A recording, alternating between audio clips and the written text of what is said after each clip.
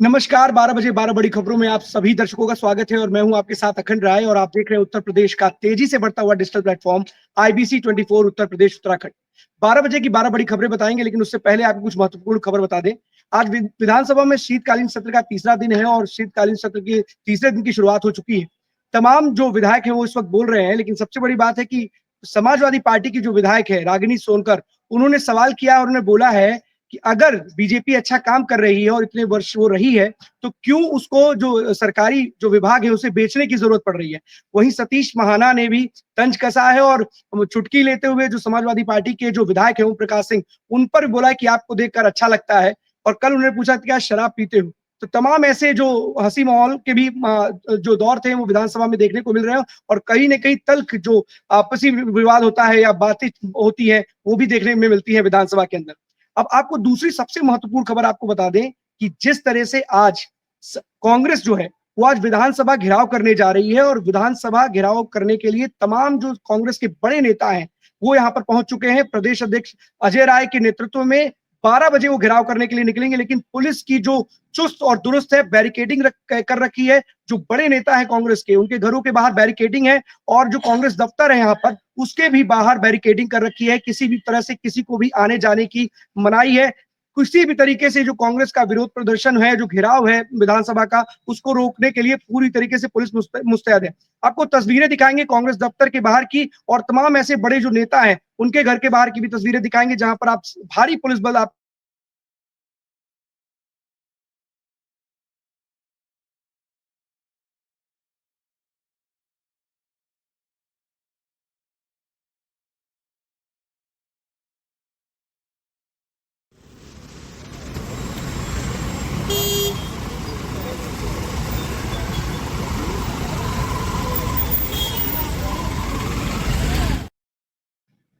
तो ये तस्वीरें हैं कांग्रेस दफ्तर के बाहर की, जहां पर भारी पुलिस बल आपको देखने को मिल रहा है और 12 बजे का डेडलाइन थी। जो कांग्रेस के प्रदेश अध्यक्ष है अजय राय, उनके नेतृत्व में कांग्रेस के जो कार्यकर्ता हैं वो प्रदर्शन के लिए बाहर निकल रहे हैं, लेकिन पुलिस पूरी तरीके से मुस्तैद है उन्हें रोकने के लिए। आपको बता दें कई जिलों से खबर आ रही है कि जो कार्यकर्ता है कांग्रेस के, उनको रोकने के लिए पुलिस ने समान कई जगह जगह पे चेकिंग अभियान चलाए और उनको रोकने का प्रयास किया। और एक और जो एक सबसे बड़ी खबर ये आ रही है कि जो कांग्रेस के कार्यकर्ता हैं वो लखनऊ पहुंच सके। उन्होंने एक चाल चली है, उन्होंने क्या किया है कि जब जो पुलिस थी वो चेकिंग कर रही थी और देख रही थी कि जिस गाड़ी में कांग्रेस का झंडा लगा है उसे रोक रही थी, तो जो कांग्रेस के कार्यकर्ता हैं उन्होंने बीजेपी का ही झंडा लगा लिया और झंडा लगा करके वो अब लखनऊ पहुंचने की कोशिश कर रहे हैं, क्योंकि तमाम जो लखनऊ पहुंचने के जो एरियाज है जहां पर भी वहां पे सील बंदी कर रखी है, किसी को भी आने की यहाँ पर मनाही है, वापस कर दिया जा रहा है। तमाम जो कांग्रेस के कार्यकर्ता हैं उन्हें वापस कर दिया गया।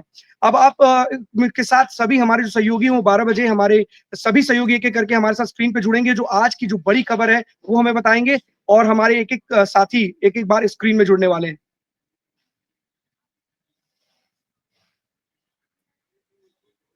सबसे पहले हम चलेंगे औरैया विशाल त्रिपाठी के पास। विशाल त्रिपाठी के साथ कांग्रेस के प्रदेश कार्यकर्ती कार्य समिति के सदस्य हैं। तो विशाल, आपके साथ कांग्रेस के नेता हैं, बताइए हमारे दर्शकों को, आईबीसी के दर्शकों को। जी, देखिए अखंड जी बताना चाहूंगा। आवाज आ रही है? जी आ रही आप बताइए।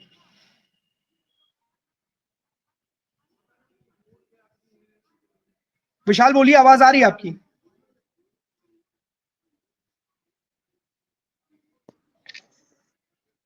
आ गया विशाल से नेटवर्क कनेक्शन नहीं हो पा रहा है, फिर से जुड़ने का प्रयास करेंगे विशाल आपके पास। तब तक जावेद के पास चलते हैं। जावेद, आगरा से कौन सी बड़ी खबर है आज की?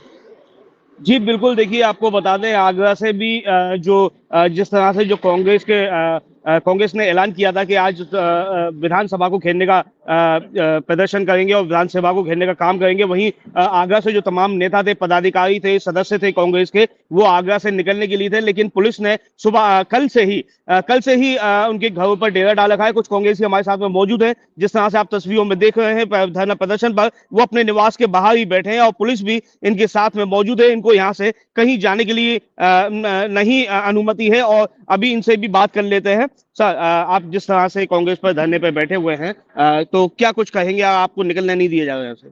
हमें लगातार, मेरे को कल से हाउस अरेस्ट कर रखा है, कल से मेरे को कहीं ना आने दिया जा रहा है, ना जाने दिया जा रहा है। मैं पूछना चाहता हूँ उत्तर प्रदेश की सरकार क्यों डर रही है? उत्तर प्रदेश की सरकार लगातार इस देश को, इस प्रदेश को निजीकरण क्यों करना चाहती है? क्या मंसूबा है इनका? क्यों चुनिंदा उद्योगपतियों को फायदा पहुंचाना चाहती है? लगातार उत्तर प्रदेश में बिजली का निजीकरण एक बहुत बड़ा हमला है किसानों के साथ और बहुत बड़ा अत्याचार है, क्योंकि जब बिजली का निजीकरण हो जाएगा निश्चित रूप से प्रदेश में किसानों को बिजली महंगी मिलेगी और 200 यूनिट में ट्यूबवेल कैसे चलेगा, ये बहुत बड़ा गंभीर विषय है। इस पे हमारा प्रदेश अध्यक्ष अजय राय जी के नेतृत्व में घेराव था विधानसभा का, हम कांग्रेस के नेताओं को यहीं रोक दिया गया है और मजबूरन हमें अपनी आवाज को यहाँ से इतना बुलंद करना है कि लखनऊ विधानसभा में योगी आदित्यनाथ के कानों तक हमारी आवाज पहुंच रही होगी आपके चैनल के माध्यम से कि कांग्रेस का एक एक कार्यकर्ता पीछे हटने वाला नहीं है।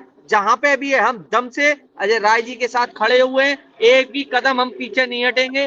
निश्चित रूप से लड़ाई हमारी बहुत और उग्र होती जाएगी। जितना ये लोग हमें डरते हैं रोकेंगे, जितना रोकेंगे उतनी लड़ाई हमारी दमदार होती जा रही है।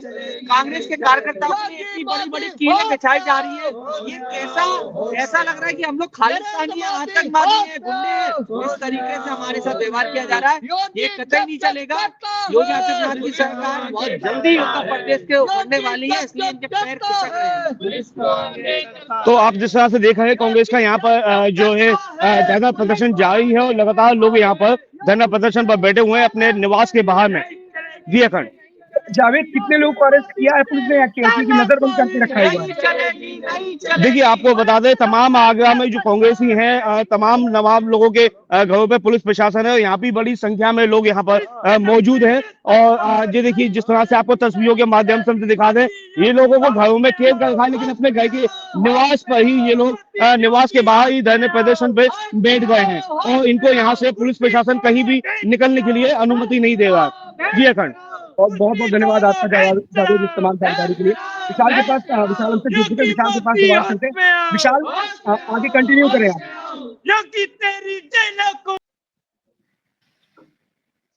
जी विशाल, जी, आवाज बताना चाहूंगा कि हमारे साथ जी आ रही है। हमारे साथ जो है अंशु तिवारी जी जुड़े हुए हैं। हम उनके आवाज पे सीधा हम उनसे बात करते हैं, जानते हैं कि कितने समय से पुलिस का यहाँ पे पहरा है। सबसे पहले आपका पद जानना चाहूंगा और क्या नाम है? अखंड जी नमस्कार, मैं अंशु तिवारी उत्तर प्रदेश कांग्रेस कमेटी का महासचिव और राष्ट्रीय कमेटी का सदस्य हूँ। आवाज मेरी पहुंच रही है आप तक? आ रही है अंशु जी, आ रही है, बताइए आप। अखंड जी, पहली बार लग रहा है कि देश में हम अपने उस लोकतांत्रिक देश में नहीं है जो हमारे बुजुर्गों ने जंग आजादी की लड़ाई लड़के हमें आजाद करके दिया था। बड़ा अफसोस हो रहा है कि 20 घंटे से यहाँ छावनी बना रखा है हमारा आवास। यहाँ तक कि अगर सुबह का जो हम लोग पूजा वंदन करते हैं उसके लिए भी जाने की अनुमति नहीं दी गई। आखिर क्या है? फिर तो हमारे नेता जो कह रहे हैं वो सही कह रहे हैं। अब तो देश के सामने आ गया है कि निजाम डरा हुआ है इसलिए अत्याचार कर रहा है। निजाम पूरी तरह से डरा हुआ है इसलिए अत्याचार कर रहा है। क्या कारण है? क्या छुपाना चाहते हैं? नहीं अंशु जी, आपसे एक सवाल ये है कि अभी वित्त मंत्री सुरेश खन्ना कह रहे थे कि ये घेराव जो है वो नौटंकी है। आप चाहें तो इस पूरे मसले को विधानसभा में उठा सकते थे, लेकिन आपको घेराव करने की क्या जरूरत पड़ी? विधानसभा में इस पूरे मसले को क्यों नहीं उठा रहे हैं आप? अखंड जी, जाती रही भावना जैसी मुहूर्त देखी तिन तैसी। जो लोग नौटंकी का काम करते आए हैं, नौटंकी के बल पे ही जो शासन में है, सत्ता में है, वो ऐसी ओछी भाषा वही बोल सकते हैं। आप बताइए, लोकतंत्र की जो खूबसूरती है, हम जनता के लिए, जनता के आराम के लिए, जनता की सहूलियत के लिए लोकतंत्र में प्रोटेस्ट करना, धरना प्रदर्शन करना, अरे हम तो सरकार के कानों को खोलने का काम कर रहे हैं और उसको अगर वो नौटंकी बता रहे हैं तो लोकतंत्र का अपमान कर रहे हैं वो। और उन्हें इसका कोई हालांकि परवाह भी नहीं है। वो संविधान को नहीं मानते, वो लोकतंत्र को नहीं मानते, वो जमहूरियत को नहीं मानते। अब निजामियत चल रही है साहब। तुगलकी फरमानों से देश पूरी तरह से आहत है। आए दिन अपने तुगलकी फरमानों से इस देश को रोज एक नया डेंट लगाया जाता है। अंशु जी, एक सवाल ये भी है आपसे कि समाजवादी पार्टी और कांग्रेस मिल करके उन्होंने लोकसभा का चुनाव लड़ा। उनके इस प्रदर्शन में, जैसे आपके इस प्रदर्शन में समाजवादी पार्टी का साथ आपको मिल नहीं रहा है कि ये आपका अकेले नेतृत्व की एकला चलो की लड़ाई है? क्योंकि जिस तरीके से कांग्रेस के जो प्रदेश अध्यक्ष अजय राय जी कह चुके कि 2027 में कांग्रेस की सरकार बनेगी। आपके कितने विधायक हैं ये सभी जानते हैं। उत्तर प्रदेश में बिना समाजवादी पार्टी के साथ के क्या आप उत्तर प्रदेश में सरकार बना पाएंगे? देखिए, ये काम जमहूरियत का, जनता का है कि जनता किसको कब चुनती है। हमारा काम है जनता की सहूलियत के लिए उनके उनके पक्ष में हमें संघर्ष करना होगा। वो कब, देखिए 6 साल पहले आई आम आदमी पार्टी आज 2 सूबों में सरकार बनाई हुई है। हम अभी भी दुनिया के सबसे बड़े लोकतंत्र और दुनिया की सबसे बड़ी पार्टी के सदस्य हैं। इसलिए ये बात कहना कि कल क्या हो पाएगा, हम लोग भविष्यवक्ता नहीं है। ये काम तो अमित शाह पे छोड़ दिया हम लोगों ने कि वो गिनती भी बता देते हैं, अब की बार 400 पार, कब क्या होगा, ये सब चीजें। अरे जनता के अंदर की भावना। आपके राष्ट्रीय नेतृत्व की तरफ से आप प्रदेश कार्य समिति के सदस्य भी हैं, तो ऐसे में तो आपको ये जानकारी होगी कि समाजवादी पार्टी के साथ रहना है या अलग लाइन अपनानी, क्योंकि समाजवादी पार्टी तो अब अलग जा रही है। उन्होंने आम आदमी पार्टी को समर्थन किया दिल्ली में। हम सभी दल जो देश की सुरक्षा और संरक्षा चाहते हैं, हम मानसिक रूप से साथ हैं। बाकी ये उच्च नेतृत्व का जो फैसला कल क्या होगा, मैंने कहा ना, हम लोग भविष्य की वाणी नहीं बोल सकते। आज ये अजय राय जी जो हमारे प्रदेश के अध्यक्ष हैं, मैं उनका महामंत्री हूं, हम लोग उनके नेतृत्व में पूरी क्षमता के साथ जनता की लड़ाई लड़ रहे हैं। जनता को जब तक न्याय नहीं मिलेगा, हम उस जांबाज प्रदेश अध्यक्ष की टीम है जिन्होंने कहा कि हम लोग चैन से नहीं बैठेंगे जब तक कि उत्तर प्रदेश को हम इन आक्रांताओं से भयमुक्त नहीं करा लेंगे। तब तक ये संघर्ष जारी रहेगा, सदन से सड़क तक। और इसके लिए आप देखिए ये क्या तरीका है कि हम लोग जिस कार्य के लिए, अरे कहीं पाकिस्तान से आए हुए लोग नहीं है। जिस तरह से पुलिस बाहर, हमारे आवास के बाहर, अभी आप फुटेज देखेंगे, ऐसे लगाई गई है कि जैसे कोई आतंकवादी पकड़ के आया हुआ हो। ये इसी दिन का इंतजार हम लोग कर रहे थे। ये 75वां जो इनका महोत्सव मनाया जा रहा है, अमृत महोत्सव, इसमें तो जहर घोलने का काम कर रहे हैं ये। अंशु जी, एक बात ये तरीका आप देखिए, विरोध प्रदर्शन की बात है, लेकिन कहीं ना कहीं एक तरीके से एक लॉबिंग भी हो रही है, क्योंकि समाजवादी पार्टी आपके इस फैसले से, संभल की बात हो चाहे आज की बात हो, कहीं ना कहीं वो अपने आप को एडजस्ट नहीं कर पा रही है आपके साथ। शायद यही कारण है कि समाजवादी पार्टी की जो राह है वो अलग हो चुकी है और आपकी राह अलग हो चुकी है। आप जो धरातल से आप गायब हो चुके थे, आप भी जमीन तलाश रहे हैं। शायद यही कारण है आपको इस तरीके का प्रदर्शन, कांग्रेस का एक बड़ा प्रदर्शन यूपी में करना पड़ रहा है। अखंड जी, मैंने आपसे कहा कि मैं आज जनता की लड़ाई लड़ रहा हूं। विषय ये नहीं है कि मेरे साथ कौन है, मेरे खिलाफ कौन है। विषय ये है कि हम जनता की आवाज, किसी भी राजनीतिक दल के लिए जरूरी ये है कि वो जनता के लिए लड़ पा रहा है, संघर्ष कर पा रहा है कि नहीं। तो हम तो इस समय जनता के लिए संघर्ष कर रहे हैं। अब उसमें जो भी साथ आना चाहते हैं, सबका स्वागत है। हम जो भी लड़ाई जनमत के लिए होगी, जनता के लिए होगी, हम उसके लिए संघर्षरत हैं। हम जब तक जनता को न्याय नहीं मिलेगा, आपका प्रश्न हो सकता है, इसमें हमें पढ़ने की इस समय जरूरत नहीं है कि हम लोग कौन साथ लड़ेंगे कौन अलग लड़ेंगे, लेकिन हमें अपनी जमहूरियत, अपनी आवाम के लिए लड़ाई लड़नी पड़ेगी। ये देश हमारा जो है ना, ऐसे ताकतों के हाथ जा रहा है। कभी कभी लगता है कि मैं आजादी की लड़ाई में नहीं था, लेकिन ऐसा तो अंग्रेजों ने भी नहीं किया होगा कि जिस तरह से ये दमनकारी तरीका अपनाया जा रहा है। जब हादसे होते हैं तो पुलिस इतनी सजग नहीं होती है जितनी सजग अंशु तिवारी को घेराव करने के लिए 20 घंटे से यहाँ का कोतवाल और यहाँ का क्षेत्राधिकारी लगा हुआ है। आप समझिए, जनता के लिए आप काम करने की बात हो रही है। हम लोग मिलकर देश बनाएं, प्यार से मोहब्बत से देश चलेगा, संविधान से देश चलेगा, या ये डंडा तंत्र से देश चलाना चाहते हैं? अखंड जी, एक सवाल अंशु जी से मेरा भी है, एक सवाल इनसे मेरा भी है कि लोगों का ये भी मानना है, एक दौर था जब कांग्रेस में एक स्थिति पैदा हुई थी जिसका नाम रखा गया था इमरजेंसी। आज ये लोग ये कह रहे हैं कि भाजपा सरकार में इमरजेंसी जैसे हालात हुए हैं, तो क्या ये नहीं माना जाएगा कि ये जो स्थितियां हुई हैं ये आपसे ही कुछ सीख के हुई हैं? देखिए विशाल जी, इमरजेंसी उस समय तत्कालीन परिस्थितियों में देश के अंदर हुए घटनाक्रम के आधार पर लगाई गई थी। कभी कभी देश का संकट होता तो लगाई जाती है, व्यवस्थाएं होती है, क्योंकि हमारे संविधान में व्यवस्था है इसलिए रोकी गई है। ये इमरजेंसी नहीं है, ये केवल वो इमरजेंसी और इस इमरजेंसी की तुलना करना मुझे लगता है कि जाती हो जाएगी। अगर आप उसको पूरी इमरजेंसी के बारे में पढ़ेंगे समझेंगे तो आपको लगेगा अखंड जी वरिष्ठ पत्रकार हैं, समझते हैं कि इमरजेंसी उस इमरजेंसी से इसकी तुलना नहीं की जा सकती। अब तो इमरजेंसी आर्थिक रूप से, सामाजिक रूप से, न्यायपालिका तक को भी प्रभावित करने का प्रयास किया जा रहा है। तो इसे आप क्या कहेंगे? तो आप समझिए इमरजेंसी किस तरह की लगाना चाह रहे हैं। और फिर अगर मानते हैं कि वो किसी ने कोई गलती की थी या किसी से कोई अपराध हुआ था, जैसा कि वो मानते हैं, तो क्या जरूरी है कि अगर किसी ने अपराध किया है तो आप उसके खिलाफ उससे बड़ा अपराध करने के लिए तैयार घूम रहे हैं? फिर आप हमें कैसे एक दोषी बना सकते हैं? सवाल आपका आपका सवाल सही भी है, और लेकिन एक तरीके से प्रशासन और सरकार इस चीज को भी लेकर के पूरी किस तरीके से मुस्तैद रहती है कि किसी तरीके की अराजकता ना फैले, कानून व्यवस्था खराब ना हो। शायद यही कारण है कि आपके विरोध प्रदर्शन को लेकर के सरकार और प्रशासन पूरी तरीके से मुस्तैद है। बहुत बहुत धन्यवाद आपका अंशु जी इस तमाम बातों के जी लिए। बहुत अखंड बहुत जी, बहुत बहुत धन्यवाद। धन्यवाद। अब हमारे साथ अवनीश जुड़ चुके हैं। कानपुर से कौन सी बड़ी खबर है अवनीश आज की? अखंड जी, जो लगातार खबरें चल रही हैं उसी खबर को हम आगे बढ़ाएंगे कि जिस तरीके से कांग्रेस एक प्रदेशव्यापी आंदोलन करने की तैयारी में था कि आज जो है विधानसभा को घेराव करेंगे और एक प्रदेशव्यापी आंदोलन करेंगे, जिसको लेकर के पुलिस प्रशासन ने सभी जगह पे हाउस अरेस्ट की तैयारी की थी और लगभग लगभग सभी जो बड़े कांग्रेसी नेता हैं उनको हाउस अरेस्ट कर भी लिया गया है। जो छोटे नेता हैं उनको एक नोटिस भेज दिया गया था कि अगर आप लोग जो है इस तरीके का कार्य करेंगे तो आपके खिलाफ में कार्रवाई भी की जाएगी। फिलहाल जो अभी कानपुर से जानकारी मिल रही है वो ये है कि कुछ ऐसे नेता हैं जो कहीं न कहीं जो है चोरी चुपके से लखनऊ के लिए रवाना हो चुके हैं और उस आंदोलन में शामिल होने भी जा रहे हैं। फिलहाल जो जिस तरीके से औरैया के जो कांग्रेसी नेता भी लगातार बात कर रहे थे कि जिस तरीके से उस पे एक बात ज़रूर कहनी चाहिए कि अब जो लग रहा है कि लगातार जो 2027 में जो एक चुनाव होने वाला है जो प्रदेश का, उसको लेकर के कहीं न कहीं कांग्रेस हमें लगता है कि तैयारी पूरी तरीके से करना चाहती है और जिस तरीके से आपने भी कहा कि समाजवादी पार्टी को क्यों ना इसमें जुड़ना चाहिए, लेकिन फिलहाल जो समाजवादी पार्टी इस तरीके से अलग हो रही है, कहीं न कहीं लगता है कि जो कांग्रेसी नेता हैं वो अपनी एक अलग साख, एक अलग पहचान बनाने के लिए फिर से उतरने वाले हैं। दूसरी जो अखंड जी एक खबर है, एक बड़ी खबर है जो संभल में कभी हम लोग लगातार एक खबर कर रहे हैं कि कुछ मंदिर मिल रहे हैं।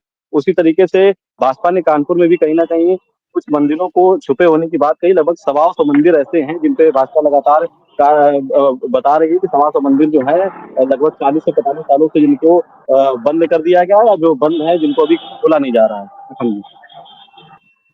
लेकिन सवाल ये भी अवनीश उठ रहा है कि प्रशासन को इतनी बड़ी कार्रवाई क्यों करनी पड़ रही है? क्योंकि अगर कांग्रेस के कार्यकर्ता या नेता विधानसभा का घेराव करने जा रहे हैं तो उनके जिले में या कह देते कि आप 5-10 लोग ही जाकर के वहाँ जो भी आपको प्रदर्शन करना करो, लेकिन सबको रोक देना तो कहीं ना कहीं तो सवाल खड़े करेगा ही। और यही कारण है कि जो कांग्रेस के जितने भी नेता हैं वो लगातार सरकार पर आरोप लगा रहे हैं कि इमरजेंसी जैसे हालात पैदा करने की कोशिश की जा रही है। बहुत बहुत धन्यवाद आपका इस तमाम जानकारी के लिए अवनीश।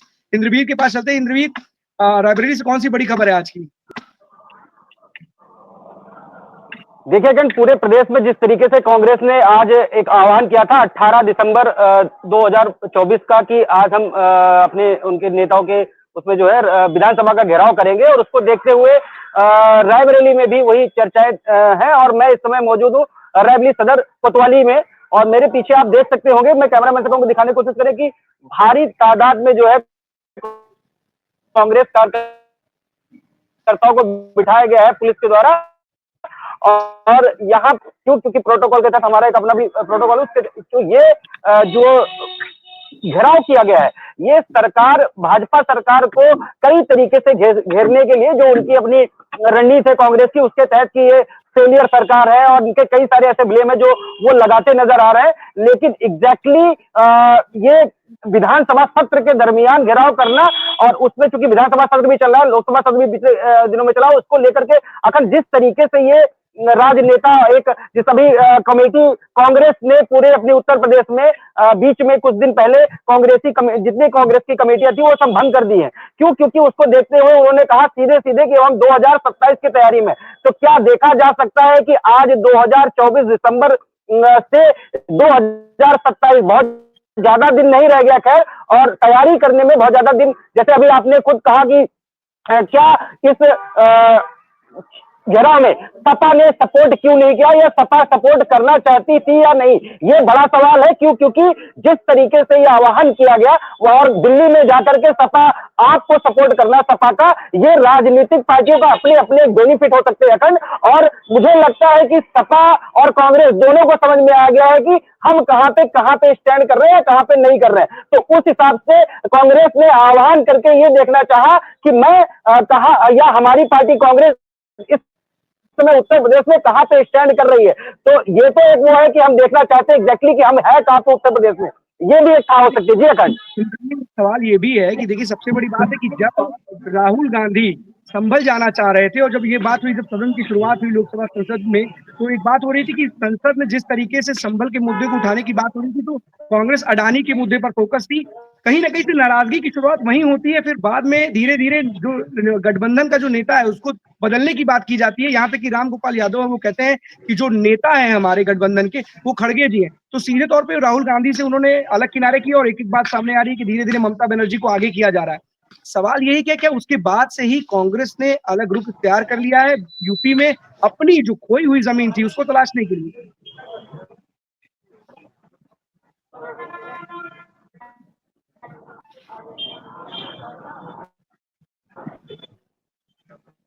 इंद्रवीर, आवाज आ रही है आपको?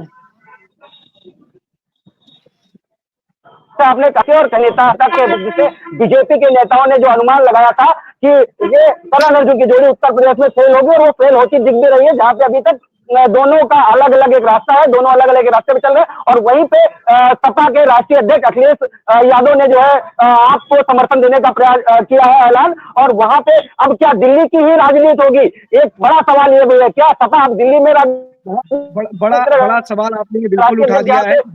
जैसे भी उन्होंने लोकसभा अलग अलग होगी, क्योंकि दोनों के अब रास्ते बदलते हुए जा रहे हैं। क्योंकि राहुल गांधी को भी पता है कि अगर देश की सत्ता हासिल करनी है, देश की सत्ता में बने रहना है, और जो उनका ख्वाब है प्रधानमंत्री का, अगर उस कुर्सी तक पहुंचना है, तो उनको यूपी में अपनी जड़ें मजबूत करनी होगी। शायद यही कारण है कि कांग्रेस, जो खोई हुई कांग्रेस थी, जो उसकी जमीन पूरी तरीके से खत्म हो चुकी थी, उसी को अब तैयार कर रही है, उस जमीन को वापस पाने की कोशिश कर रही है। और शायद इसी कड़ी में इस तरीके का एक बड़ा प्रदर्शन कांग्रेस की तरफ से किया जा रहा है, और कांग्रेस के तमाम बड़े नेता आज लखनऊ में आकर के विधानसभा घेराव करने की कोशिश करें। बहुत बहुत धन्यवाद आपका इस तमाम जानकारी के लिए इंद्रजीत। अब चलते जितेंद्र के पास। जितेंद्र, बस्ती से कौन सी बड़ी खबर है आज की?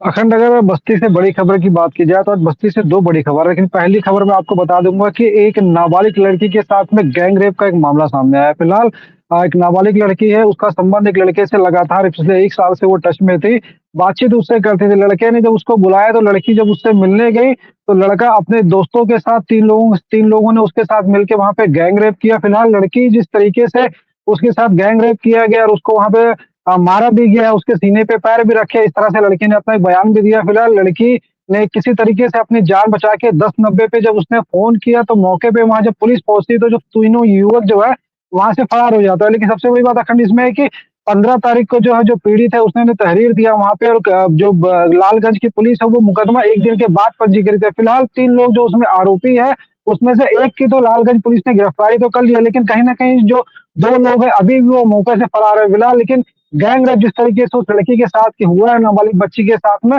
लगातार जिस तरीके से अभी वो लड़की जो अस्पताल में एडमिट है, लेकिन कहीं ना कहीं 2 लोग अभी तक फरार है और पुलिस अभी तक गिरफ्तार नहीं कर पा रही। ये अपने आप में एक बहुत बड़ा सवाल है पुलिस के लिए अखंड।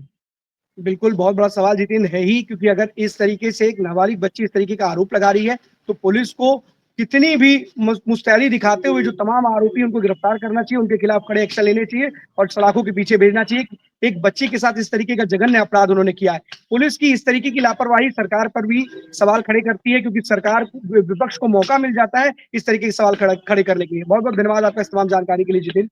रोहित के पास चलते हैं। रोहित, हमीरपुर से कौन सी बड़ी खबर है आज की? देखिए, अनम्यूट कर दिया। बिल्कुल अखंड, देखिए बताना चाहूंगा कि हमीरपुर में खनिज अधिकारी के पद पर तैनात वशिष्ठ यादव के ऊपर अब संकट जो है वो घेर रहा है वशिष्ठ यादव को, क्योंकि कहीं ना कहीं उप लोक आयुक्त ने खनिज अधिकारी के ऊपर शिकंजा कसा है और उनसे पिछले 5 वर्षों की जो चल अचल संपत्ति है उसका ब्यौरा मांगा है। उनके नजदीकी भी ब्यौरा देने के लिए कहा गया है। कहीं ना कहीं 2025 तक पूरा जो ये ब्यौरा है वो लोक आयुक्त को इनको देना होगा। और हम अगर खनिज की पिछले 2 साल से जनपद हमीरपुर में तैनात हैं और अभी हाल में ही आपने देखा ट्रांसपोर्टर के साथ में उनका विवाद हुआ था। पैसे के लेन देन का आरोप ट्रांसपोर्टर के जरिए द्वारा लगाया गया था, जिसको लेकर के काफी विवादित भी है वशिष्ठ यादव खनिज अधिकारी। लेकिन हम बात करें इस वक्त उनके ऊपर जो संकट का जो घड़ी है वो चल रही है और कहीं ना कहीं उप लोक आयुक्त ने शिकंजा कसा है खनिज अधिकारी के ऊपर। रोहित, बिल्कुल करना चाहिए। ऐसे जो तमाम अधिकारी, जो भ्रष्ट अधिकारी हैं, उनके खिलाफ कड़े एक्शन लेने चाहिए। चल अचल संपत्ति का ब्यौरा जरूर तलब किया है, लेकिन इसके साथ ही इनके खिलाफ कोई एक ऐसा कठोर कार्रवाई करनी चाहिए जिससे इस तरीके के जो भ्रष्टाचार करने वाले अधिकारी, भ्रष्टाचार में लिप्त अधिकारी हैं, उनके अंदर एक मैसेज जाए और उस तरीके कार्य करने से पहले 50 बार वो सोचे। बहुत बहुत धन्यवाद आपका इस महत्वपूर्ण जानकारी के लिए रोहित। अब चलते ज्ञानेंद्र के पास। ज्ञानेंद्र, प्रतापगढ़ से कौन सी बड़ी खबर है आज की? बिल्कुल असल देखिए, लीड खबर यही है कि जो शुरू से आप कांग्रेस से लेकर के खबरें हैं, कांग्रेस से ही आते हैं, क्योंकि कांग्रेस के जिला जो लीडर पार्टी है उनको जो है नजरबंद कर दिया गया है और उनके घर पे फोर्सेस तैनात कर दिए गए हैं। जिस हिसाब से अगर बात करें प्रतापगढ़ में, मैं उनके आवास पे जाने का भी प्रयास किया। प्रतापगढ़ पुलिस ने उनके घर से तकरीबन 100 मीटर पहले ही बैरिकेडिंग कर दी है। उनके घर तक, यहाँ तक कि मीडिया वालों को भी जाने की इजाजत नहीं दी गई है। मैं नीरज त्रिपाठी से खुद बात करने का बहुत प्रयास किया, लेकिन 12 बजे वाले पे 12 बड़ी खबरों में वो लाइव होते थे, लेकिन पुलिस वाले उनके घर के अंदर तक नहीं जाने देंगे। रात तकरीबन 1 बजे वो अपने आवाज से निकल के जो है लखनऊ जाने का प्रयास भी किया था, लेकिन पुलिस वाले इतने एक्टिव थे कि उनको न जाने दिया गया और उनको फिर से आवाज के अंदर भेज दिया गया। आपको बताते चले कि उन्होंने सोशल मीडिया में वीडियो भी डाला है और उन्होंने पोस्ट भी किया है। साफ तौर पर वो कह रहे हैं कि ये तानाशाही चल रही है, जिस हिसाब से हम लोग अगर भारत देश में संविधान के रूप के हिसाब से हर एक व्यक्ति अपना प्रदर्शन कर सकता है, लेकिन हम लोगों को जाने नहीं दिया जा रहा है। ये तानाशाही है और ये आने वाले वक्त में बहुत ज्यादा आगे चल सकती है। फिलहाल नीरज त्रिपाठी को बंद किया गया है। कांग्रेस के कार्यकर्ताओं और नेताओं के ऊपर भी सवाल खड़े होंगे। विधानसभा का सत्र चल रहा है और विधानसभा में उनके विधायक हैं, वो अपनी आवाज को वहां भी बुलंद कर सकते हैं। इस तरीके से घेराव करने से, प्रदर्शन करने से ना सिर्फ आम जनता को परेशानी होती है, तमाम लोगों को दिक्कत होती है। तो क्यों नहीं अपनी बात को वहां बुलंद करते हैं, विधानसभा में बुलंद करें। अगर उनको लगता है कि बीजेपी लोकसभा में भी चल रही है, वहां पर बुलंद करें। कांग्रेस के सांसद है वहां पर, नेता प्रतिपक्ष उत्तर प्रदेश से आते हैं, तो कारण क्या है कि लोकसभा में जो विधानसभा का घेराव करके ही अब बातों को उठाना है। विधानसभा लोकसभा दोनों एक ऐसा पटल है, दोनों एक ऐसी जगह है जहां पर अपनी बात को मजबूती से रख सकते हैं आप। बिल्कुल देखिए, असल बिल्कुल सही कह रहे हैं, लेकिन बातें यहाँ पे जब मैंने ये नीरज त्रिपाठी से टेलीफोनिक भी बात करी तो उन्होंने साफ तौर पे कहा कि मुझे प्रदर्शन करने के लिए जाना था। हमारे प्रदेश अध्यक्ष ने आह्वान किया है 18 तारीख से हम लोग जाएंगे, लेकिन जाने नहीं दिया। जब आपने जो प्रश्न किया है उससे पहले ही मैंने नीरज त्रिपाठी, विशाल शुक्ला समेत, रोहित मिश्रा समेत कई लोगों को मैंने जो है इन सब चीजों को लेकर के बात करने का प्रयास किया। जो बड़े नेता है कांग्रेस को, उनको खासतौर पर नजरबंद कर दिया गया है। अब देखने वाली बात ये होगी कि इनको कितने देर तक नजरबंद रखा जाएगा और आगे क्या करेगी। जिस तरीके से रात 1:30 बजे के आसपास नीरज त्रिपाठी निकलने का प्रयास किया, नीरज त्रिपाठी ने विशाल शुक्ला को भी बात करें, ज्ञान प्रकाश शुक्ला की बात करें, क्योंकि वो भी प्रमोद तिवारी के प्रतिनिधि हैं और उनको भी जो है वो भी निकलने का प्रयास किया, तो उसको भी नजरबंद किया गया है। ऐसे कई दिग्गज नेता है, सबको नजरबंद किया गया। तो साफ तौर पर दर्शाता है कि वो लोग लखनऊ जाने का प्रयास कर रहे थे, नहीं जाने दे रहे। अब आने वाला वक्त बताएगा कि अब नीरज त्रिपाठी लोग क्या, उन्होंने कहा है कि अगर मैं लखनऊ ले गया हूँ, शाम को भी प्रदर्शन अपने प्रतापगढ़ शहर में भी कर सकता। क्योंकि अंशु तिवारी, आप अमरोहा के जो जिलाध्यक्ष थे वो जुड़े थे। अंशु तिवारी नीरज त्रिपाठी के काफी क्लोज मित्र है और अंशु त्रिपाठी के फिलहाल आवाज से वो इस समय हम लोगों का लाइव शो देख रहे थे। उनका मैसेज आ रहा था, मेरे पास टेक्स्ट मैसेज आ रहा था कि अंशु जी के घर पे चलिए इतनी पोस्ट नहीं, लेकिन हमारे घर पे इतनी पोस्ट तैनात कर दी गई है कि उनको मुझे से इतना डर लगा। पुलिस का अपना काम है, पुलिस को जो भी आदेश मिलेंगे उसी का वो पालन करेगी और कानून व्यवस्था एक बड़ा मुद्दा है। उत्तर प्रदेश में इस तरीके के जब माहौल होते हैं तो कहीं ना कहीं कानून व्यवस्था जो होती है वो खराब हो सकती है। इसको ध्यान में रखते हुए प्रशासन ने और सरकार ने पूरा फैसला किया है। तो पुलिस को कटघरे में खड़ा करना अपने आप में सवालों के घेरे में, क्योंकि देखिए दिक्कत क्या है कि पुलिस को तो आदेश मिलता है, उस आदेश का वो पालन करती है। सवाल यही है कि विधानसभा चल रही है, लोकसभा चल रही है, अपने मुद्दे को आप वहां भी उठा सकते हो, लेकिन जिस तरीके से आप विधानसभा का घेराव करके अपनी बात को रखना चाहते हैं, कहीं ना कहीं कांग्रेस को भी सवालों को घेरे में खड़ा करने की बात होती है। बहुत बहुत धन्यवाद आपका इस जानकारी के लिए। आदर्श के पास चलते हैं। आदर्श, हरदोई से कौन सी बड़ी खबर है आज की?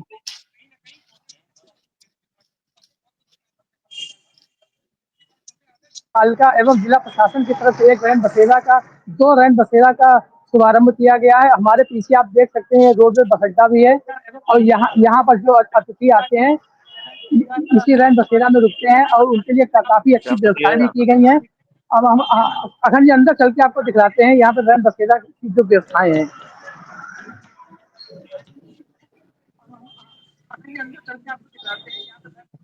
जी ये देखिए अखंड जी, ये देखिए रैन बसेरा बना हुआ है। यहाँ पर जो है 14 चारपाई पड़ी हुई है। इसमें सभी में गद्दे लगे हुए हैं, गर्म गद्दे हैं, तकिए वगैरह भी हैं। और ये हम आपको दिखाएं, ये देखिए तकिए पड़ी हैं और गद्दे लगे हैं। इसमें करीब 14 चारपाई पड़ी हुई है। और यहाँ पर जो भी बाहर से आते हैं अतिथि लोग, उन अतिथि लोगों को रुकने के लिए पूरी बहुत अच्छी एक व्यवस्था की है। हमारे साथ यहाँ पर केयर टेकर भी हैं, उनसे जानना चाहेंगे यहाँ पर जिला प्रशासन ने अतिथियों के लिए क्या व्यवस्थाएं की गई है।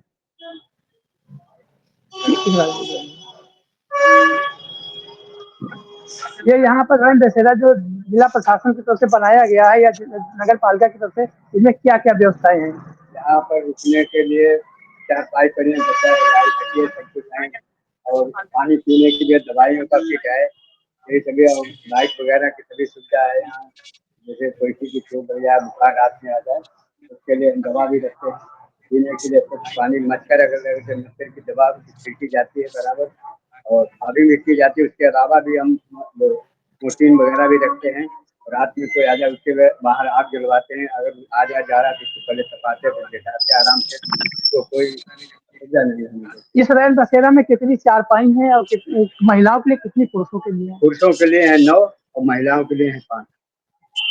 तो अखंड जी ये जिला प्रशासन से तो कहीं एक अच्छी पहल की शुरुआत की गई है। ये सराहनीय कार्य है, जितनी भी सराहना की जाए तब नहीं है, क्योंकि इस तरीके से ठंडी का जो सिस्टम है वो देखने को मिल रहा है। और इस तरीके से रैन बसेरे उन तमाम लोगों के लिए कहीं ना कहीं होते क्योंकि उनको कोई जगह नहीं मिल पाती और उस जगह पे ये रात आते। बहुत बहुत धन्यवाद आपका तमाम जानकारी के लिए। आकाश की बात चलते हैं। आकाश, पीलीभीत से कौन सी बड़ी खबर है आज की? जो गन्ने की फसल है उसको लेकर घटतौली को लेकर आज पीलीभीत कलेक्ट्रेट जिला अधिकारी को एक ज्ञापन सौंपा गया है। भारतीय किसान यूनियन के राजनीतिक के जिला अध्यक्ष मंजीत सिंह ने, उनका कहना यह है साफ तौर से जो किसानों की फसलें हैं उनको यहाँ के बिचौलिया हैं, यहाँ के जो गन्ना क्रय सेंटर प्रभारी हैं, उन्हें आधे पौने दामों में खरीदते हैं। 3% 3.5% उनसे कटौती भी करते हैं। उसके बावजूद भी यहाँ के जो अधिकारी हैं ऐसे लोगों पर कोई कार्रवाई नहीं करते हैं। इससे पहले भी IBC 24 ने खबर को प्रमुखता से दिखाया था। उसके बाद आज पीलीभीत कलेक्ट्रेट में पहुंचे रहे हैं ये लोग। जिलाधिकारी को एक ज्ञापन भी दिया है जिनमें इनकी मांगे हैं। यहाँ पर जिस तरीके से किसानों का शोषण हो रहा है, किसानों के साथ जिस तरीके की जो उन्हें फसल का मूल्य है वो भी नहीं मिल पा रहा है, इसको लेकर तमाम समस्याओं को लेकर आज पीलीभीत कलेक्ट्रेट में भारतीय किसान यूनियन के राजनीतिक कार्यकर्ता जिला अध्यक्ष मंजीत सिंह भारी संख्या में कार्यकर्ताओं के साथ पहुंचे हैं और कई अधिकारी किसानों की मांग का ध्यान रखना चाहिए। उनके खिलाफ जो भी लोग ऐसा कर रहे हैं, जो ऐसा कर रहे हैं, उनके खिलाफ कठोर कार्रवाई की जाए। बिल्कुल, उनके जो भी लोग ऐसा कर रहे हैं, जो अधिकारी ऐसा कर रहे हैं, उनके खिलाफ कठोर कार्रवाई करनी चाहिए। किसान बार बार ये कहा जाता है, IBC प्रमुखता के साथ खबर चलाता है, किसान धरना प्रदर्शन और ज्ञापन के लिए नहीं है। उसको इस समय खेत में होना चाहिए। वो ज्ञापन दे रहा है और धरना प्रदर्शन कर रहा है, तो बड़ी शर्म की बात है उन अधिकारियों के लिए। उनके खिलाफ कठोर कार्रवाई करनी चाहिए। अगर कठोर कार्रवाई नहीं करते हैं तो क्या करेंगे? वो धरना प्रदर्शन और ज्ञापन ही देंगे। लेकिन इसी तरीके की बातें आती है कि जब धीरे धीरे वो प्रदर्शन उग्र होता जाता है, अगर उनकी बात नहीं सुनी जाती। बहुत बहुत धन्यवाद आपका तमाम जानकारी के लिए आकाश। अपूर्व के पास चलते हैं। अपूर्व, अयोध्या से कौन सी बड़ी खबर है आज की?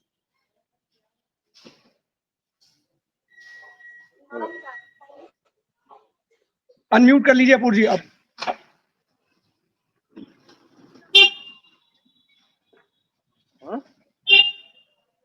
मकान दिखा देना इधर।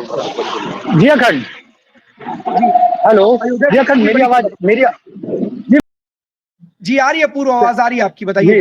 सबसे बड़ी खबर की बात करें तो जिस प्रकार से देशव्यापी कांग्रेस के द्वारा विधानसभा घेराव के लिए आह्वान किया गया था और हर जिले से लोग निकले थे, तो उसी क्रम में आज अयोध्या से जो जिला अध्यक्ष हैं, कांग्रेस के महासचिव हैं, यानी कि जो पदाधिकारी हैं, वो लगातार कूच भरने के लिए अयोध्या से निकले, लेकिन रास्ते में ही उन्हें गिरफ्तार कर लिया गया। हालांकि विधानसभा घेराव के लिए उनको रोका गया और थाने में ही बैठा लिया गया है। पहली खबर तो ये है अखंड। और दूसरी खबर की बात करें तो राम मंदिर में 10 नए पुजारियों की नियुक्ति हो गई है। जो 7 मंदिर बनने हैं नए और जब ये 7 मंदिर बन जाएंगे तो इन्हीं पुजारियों में से प्रशिक्षण करने के बाद इन्हीं पुजारियों को वहां पे पूजा करने के लिए, आराधना करने के लिए भगवान को भोग कैसे लगेगा, ये सारी बातों को सीख कर जब ये पूरा परिपक्व हो जाएंगे, उसके बाद इन्हीं मंदिरों में जो है रखा जाएगा, जिससे पूजा अर्चना भगवान का भोग राग आरती जिस प्रकार से होती है वो कर सके।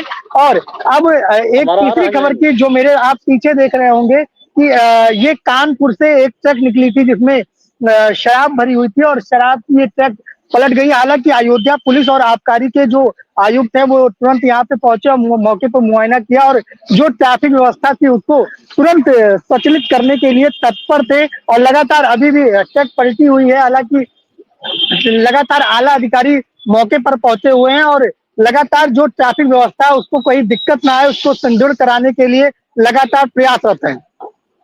बिल्कुल अपूर जी, सबसे बड़ा सवाल ये भी अयोध्या जो है वो लखनऊ से सटा हुआ है और कहीं ना कहीं एक अयोध्या से जो कांग्रेस के कार्यकर्ता हैं, क्योंकि तमाम ऐसे जगहों से आते हैं और लखनऊ में एंटर करते हैं, तो बैरिकेडिंग पुलिस की पूरी के तरीके से मजबूती के साथ कर रखी है कि किसी भी तरीके से जो लखनऊ की सीमा में है वो कांग्रेस के कार्यकर्ता दाखिल ना हो सके। इसी को देखते हुए वहां पर भारी पुलिस बल मुस्तैद है। अब पूरी चीज आपसे समझना चाहते हैं कि समाजवादी पार्टी और कांग्रेस के बीच में क्या खाई वो लगातार बढ़ती जा रही है, वो क्योंकि दरारें हैं वो तो देखने को मिली थी, वो खाई में क्या तब्दील होती जा रही है, क्योंकि कांग्रेस बड़ा प्रदर्शन कर रही है और उसके चक्कर में पूरे प्रदेश में पुलिस लगाई गई है लोगों को रोकने के लिए। क्या खोई हुई जमीन की कांग्रेस की वो क्या शायद इससे हासिल करना चाहती है?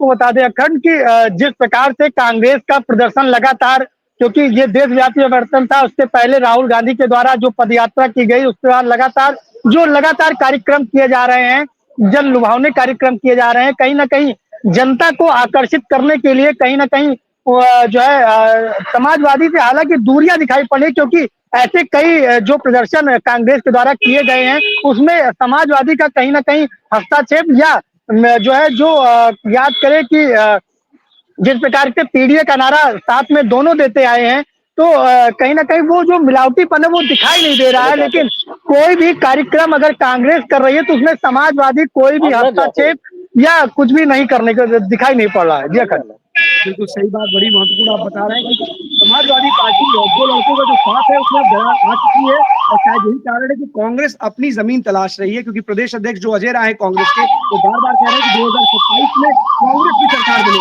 उन्होंने यही बोला गठबंधन की सरकार बनेगी और शायद यही कारण है कि 2027 के चुनाव की ही जो पूरी तैयारी रोड मैप है वो शुरू हो चुकी है और कांग्रेस अकेले दम पर ये चाहती है कि वो अपना एक स्तंभ बना सके, स्टैंड ले सके और ये दिखा सके कि हम भी मजबूत हैं, हमें आपके सहारे की जरूरत नहीं है। जैसा कि उपचुनाव में जब समाजवादी पार्टी को दी थी तो कांग्रेस ने साफ इनकार कर दिया, हम आपका साथ देंगे, लेकिन कहीं भी वो साथ दिखाई नहीं दिया और कांग्रेस जानकारी के लिए पूरा था। हमारे साथ एसपी सिंह गुलदार में बड़ी रायबरेली आए थे। रायबरेली के तहसील लालगंज के पास ये गुजरता है, लालगंज से ये कानपुर बाईपास, ये बेहटा चौराहा से आगे गांधी चौराहा, बेहटा चौराहा से फतेहपुर रोड, कानपुर यही रोड निकलता है और इसी रोड पे देख लीजिए विशालकाय पेड़ जो है सूखा पड़ा हुआ है। इसकी शिकायत घर के सामने कई लोगों ने प्रार्थना पत्र समाधान दिवस में दिया, थाना दिवस में भी दिया, लेकिन इससे कोई कार्रवाई नहीं हुई। देखिए एचडी लाइन भी 11,000 की लाइन भी गुजर रही है, अगर ये पेड़ लाइन पे गिर रहा है और यहाँ से हजारों वाहन गुजरते रहते हैं, अगर किसी भी वाहन से अगर ये एकदम जड़ से कमजोर हो गया है ये पेड़, कभी भी ये गिर सकता है। और यही देखिए जल भराव भी है, ये समस्याएं इधर भी जल भराव उधर भी। ये लगभग 2 किलोमीटर के परिधि में किनारे किनारे नाली होना चाहिए। मकान बहुत बने हुए हैं, रिसोर्ट होटल काफी बने हुए हैं, हॉस्पिटल बने हुए हैं, लेकिन कोई नाली की व्यवस्था नहीं है। देखिए जल भराव की समस्या, नाली का पानी यहीं आके अपने द्वार पे सभी लोग इकट्ठा किए रहते हैं और डेंगू जैसी महामारी फैली हुई है, लेकिन तब भी ये देखिए सबके दरवाजे में पानी भरा रहता है। बरसात के दिनों में सब पानी सहल के जाते हैं क्योंकि रोड ऊंचा है और ये ढलान पे है, सबके घर में मकान में पानी घुस जाता है। मामले में बात करने की कोशिश की, क्या इतनी बार जब शिकायत की लोगों ने तो उस पर संज्ञान लेकर के क्यों नहीं कार्रवाई करता विभाग? कई बार इन्होंने सब लोगों ने एप्लीकेशन दिया लेकिन कोई कार्रवाई नहीं हुई। और इसी रोड पे आगे चल के लगभग दोपहर 2 बजे से लेकर के और रात 11 से 12 बजे तक इतना लंबा जाम लगा रहता है। सभी लोगों का कहना हुआ है जाम की समस्या, इधर फतेहपुर की भी गाड़ी आती है और इधर लालगंज कानपुर की सभी गाड़ियां शाम को इकट्ठा हो जाती हैं, जिससे जाम एकदम अधिक मात्रा में जाम लगा रहता है। राहगीरों आने वाले रायबरेली से या कहीं से कोई आ रहा है, किसी रोड से आ रहा है, तो जाम की समस्या से एकदम ग्रसित हुआ है। ये लालगंज की समस्या बहुत बड़ी समस्या हो गई है और कई जगह ऐसे इस बड़ी मोहल्ले के अंदर कई जगह से होने का इंतजार कर रहे हैं अधिकारी, जो कर्मचारी हैं किसी बड़ी घटना के होने का इंतजार कर रहे हैं और इंतजार कर रहे हैं कि जब वो हो जाएगी तब उस पर वो एक्शन लेंगे और तब तक ऐसे ही इसको छोड़ दिया जाएगा। बहुत बहुत धन्यवाद। देखिए बिजली विभाग को भी एप्लीकेशन दिया गया, देखिए, लेकिन तब भी बिजली विभाग की आंखें नहीं खुली। बिजली विभाग की भी आंखें नहीं खुली। अगर खुल गई होती, आंखें खुल गई होती, वो जाग गए होते, सो नहीं रहे होते, तो अब तक हट गया होता। लेकिन कहा ना कि वो किसी दुर्घटना के होने का इंतजार कर रहे हल्का से भी अखंड अगर हवा का झोंका अगर आ रहा है इस रोड पे तो सीधा ये पलटेगा। वाहन जो इस रोड पे गुजरेंगे, स्कूली बच्चे गुजरेंगे, किसान गुजरेंगे, उनको क्षतिग्रस्त करेगा। तब बड़ी दुर्घटनाएं होगी, तब शासन प्रशासन जागेगा। और इसी लालगंज काफी माना जाना मोहल्ला लालगंज है, काफी पुराना है। यहीं पे जगह जगह खुले ट्रांसफार्मर भी ऐसे रखे हैं, जैसे हम सुल्तानपुर का हाल बता रहे हैं, अमेठी का, वही हाल यहाँ भी है। बड़ी बड़ी बिल्डिंगें बनी हुई हैं, 7th फ्लोर तक की बिल्डिंगें बनी, उसी सामने खुला ट्रांसफार्मर रखा हुआ है। एसपी सिंह जी, अभी सोने का वक्त है, जाड़ा बहुत चल रहा है। आराम से जब थोड़ी गर्मी उर्मी आएगी तब जागेंगे, तब इस पे हो सकता हो कि जनता की जो समस्या है उस पर शायद कुछ निवारण करें या किसी बड़ी दुर्घटना का भी इंतजार करेंगे। फटकार लगेगी जब कुछ हो जाएगा तब इस पर कोई कार्रवाई करेगी। बहुत बहुत धन्यवाद आपका तमाम जानकारी। इमरान हमारे साथ जुड़ चुके हैं। इमरान, बताइए आज कौन सी बड़ी खबर है आपकी?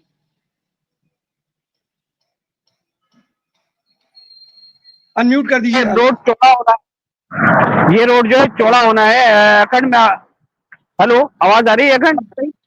आ रही आवाज, आ रही, बताइए।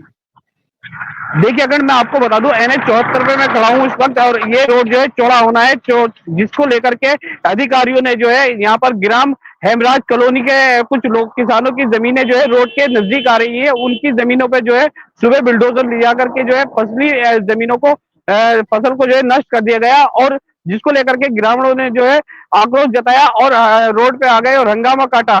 लेकिन अभी तक भी देखने की बात यह है कि अभी तक भी कोई आला अधिकारी मौके पर नहीं पहुंचता है। और बात अगर आला अधिकारियों की करें, आला अधिकारियों का साफ तौर से कहना है कि ये जमीनें जो है सरकारी है, जबकि किसानों का कहना है कि हमारे बेनामों की जमीनें हैं। जी अखंड, तो इस कार्रवाई करने से पहले क्या नोटिस दी गई थी किसानों को? देखिए अखंड, किसानों का साफ तौर से कहना है कि कोई हमें नोटिस नहीं दिया गया है और सिर्फ वो कुछ लोग आए थे और नपाई करके वो लोग चले गए थे, अब से लगभग 6 महीने पहले। लेकिन इस बीच में कोई नोटिस नहीं आता है और आज सुबह जो है आकर के JCB लिया करके और बिल्डोजर लिया करके जो है फसलों को नष्ट कर दिया जाता है। अखंड, कहीं ना कहीं देखा यही जा रहा है कि मसलों को बड़ी संजीदगी से हल करना चाहिए। इस तरीके की कार्रवाई से कहीं ना कहीं माहौल खराब होता है और फिर बड़ी घटना में तब्दील हो जाता है। प्रशासन को इस पर बैठ करके विचार करना चाहिए, दोनों लोगों को बहुत बहुत धन्यवाद इस तमाम जानकारी के लिए आपका इमरान। 12 बजे 12 बड़ी खबरों में आज के लिए बस इतना ही। कल हम आपके सामने फिर होंगे हाजिर 12 बड़ी खबरों के साथ। तब तक के लिए दीजिए हमें इजाजत।